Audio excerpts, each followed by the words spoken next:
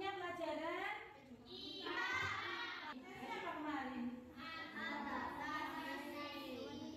Adaptasi tumbuhan.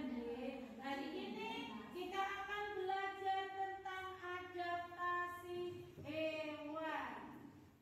Sebelum kita ke materi, sebelum mau tanya dulu, siapa yang tahu apa yang dinamakan dengan adaptasi? Angkat tangan. Siap, Mbak Sania. Kemampuan makhluk hidup untuk menyesuaikan diri dengan lingkungan. Tidak hanya tumbuhan yang melakukan adaptasi, hewan juga melakukan adaptasi. Siapa yang tahu lagi tujuan makhluk hidup beradaptasi itu untuk apa? Melindungi diri dari pemangsa. Yang lainnya? Ya. Untuk memperoleh makanan. Yang lain? Ya, untuk melindungi diri dari pemangsa. Untuk memperoleh makanan. Selanjutnya? Untuk yang lain? Untuk biar tidak punah. Untuk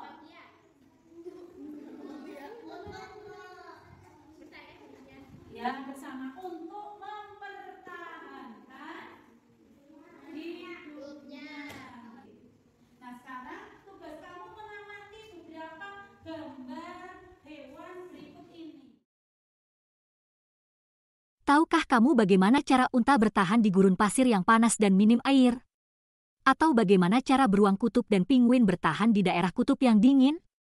Agar dapat bertahan di habitatnya, unta memiliki punuk berisi lemak sebagai cadangan makanan, bulu mata panjang yang melindungi mata dari debu, hidung yang dapat menutup ketika badai, bibir tebal dan kasar yang melindungi mulut saat makan kaktus berduri, serta kaki berbantalan tebal untuk meredam panas pasir. Sedangkan beruang kutub dan penguin memiliki lapisan lemak tebal di bawah kulit untuk mempertahankan suhu hangat tubuhnya di daerah kutub yang dingin. Ciri-ciri khusus ini dimiliki sebagaimana yang dimiliki oleh hewan untuk menyesuaikan diri dengan lingkungan, melindungi diri dari pemangsa, atau memperoleh makanan. Penasaran bagaimana ciri-ciri hewan lainnya? Di kesempatan kali ini, mari kita belajar adaptasi hewan.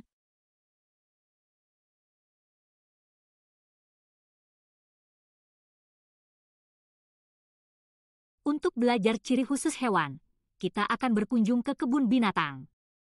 Pertama, kita akan melihat jenis-jenis burung. Wah, ada burung kolibri, parkit, pelikan, dan juga elang. Jika dilihat seksama, apa yang berbeda dari keempat burung ini? Betul, yang berbeda adalah bentuk paruhnya. Burung kolibri memiliki paruh berbentuk kecil, runcing, dan panjang. Cocok untuk menghisap madu ataupun memakan serangga-serangga kecil seperti semut. Paruh burung parkit berbentuk pendek, tebal, dan runcing. Berfungsi untuk memecah makanannya yang berupa biji-bijian. Burung pelikan memiliki paruh yang panjang dan berkantong berfungsi untuk memakan dan menyimpan ikan. Burung elang memiliki paruh yang tajam, kuat, runcing, dan agak bengkok untuk mengoyak makanannya yang keras yaitu daging. Selanjutnya kita melihat ada burung kakak tua, kalkun, bebek, pelatuk, dan elang. Ada yang tahu apa yang berbeda dari kelima hewan ini? Yang berbeda yakni bentuk kakinya. Burung kakak tua memiliki jari yang panjang dan datar, berfungsi untuk membantunya bertengger di dahan pohon. Kalkun dan ayam memiliki 3 jari menghadap depan dan 1 menghadap belakang yang berfungsi untuk mengais tanah. Bebek memiliki kaki berselaput yang berfungsi untuk membantunya berenang atau berjalan di lumpur. Burung pelatuk memiliki 2 jari di depan dan 2 jari di belakang, berfungsi memudahkannya ketika memanjat pohon untuk mencari makanannya yang berupa serangga. Sedangkan burung elang memiliki jari yang pendek dengan kuku melengkung tajam dan kuat untuk mencengkram mangsanya.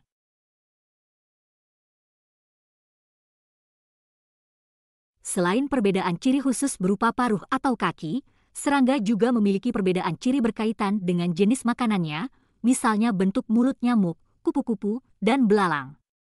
Nyamuk memiliki mulut penusuk bernama stilet yang membantunya menghisap darah atau buah. Kupu-kupu memiliki mulut penjilat bernama proboscis yang membantunya menjilat madu pada bunga. Sedangkan belalang memiliki mulut penggigit dan pengunyah sesuai untuk makanannya yakni daun. Selanjutnya, kita melihat jenis hewan mamalia yaitu kuda, harimau, dan monyet. Untuk menyesuaikan makanannya, hewan-hewan ini memiliki perbedaan dari bentuk giginya. Kuda memiliki struktur gigi seri dan geraham kuat yang membantunya mengunyah rumput. Harimau memiliki struktur gigi taring yang tajam, berfungsi untuk mengoyak daging. Golongan hewan omnivora atau pemakan segala memiliki struktur gigi beragam. Misalnya monyet yang memiliki struktur gigi seri, geraham, dan taring. Ciri khusus berupa bentuk tubuh menyesuaikan habitatnya, mencari makanan, atau untuk bertahan hidup ini dinamakan adaptasi morfologi. Selain adaptasi morfologi, ada pula adaptasi fisiologi yang berupa perbedaan fungsi alat tubuh. Atau adaptasi tingkah laku yang sesuai namanya berupa perubahan tingkah laku untuk mempertahankan kelangsungan hidupnya. Bunglon yang berkamuflase menjadi contoh adaptasi tingkah laku. Kamuflase merupakan kemampuan hewan untuk menyamarkan diri dengan menyesuaikan warna atau bentuk tubuhnya dengan lingkungan. Selanjutnya, kupu-kupu burung hantu memiliki corak seperti burung hantu yang berfungsi menakuti pemangsa. Ciri ini disebut mimikri. Cicak atau tokek seringkali memutuskan bagian ekornya untuk meloloskan diri dari pemangsa. Ciri ini dinamakan autotomi yang berarti kemampuan hewan memutuskan bagian tubuhnya. Ular berbisa akan mematuk sasarannya dengan bisa beracun, membantunya terlindungi dari pemangsa. Tidak hanya ular, walang sangit akan merespon bahaya dengan mengeluarkan bau menyengat. Lebah, kalajengking, dan anemon laut memiliki sengat untuk melindungi diri dari pemangsa. Kumbang badak akan berpura-pura mati untuk mengelabui pemangsa. Selanjutnya, salah satu contoh adaptasi fisiologi yaitu lumba-lumba yang memiliki kemampuan ultrasonik yang membantunya menemukan ikan buruannya di laut. Seru sekali ya pembelajaran kali ini. Terima kasih sudah mendengarkan dan sampai jumpa di video-video berikutnya. Wassalamualaikum warahmatullahi wabarakatuh.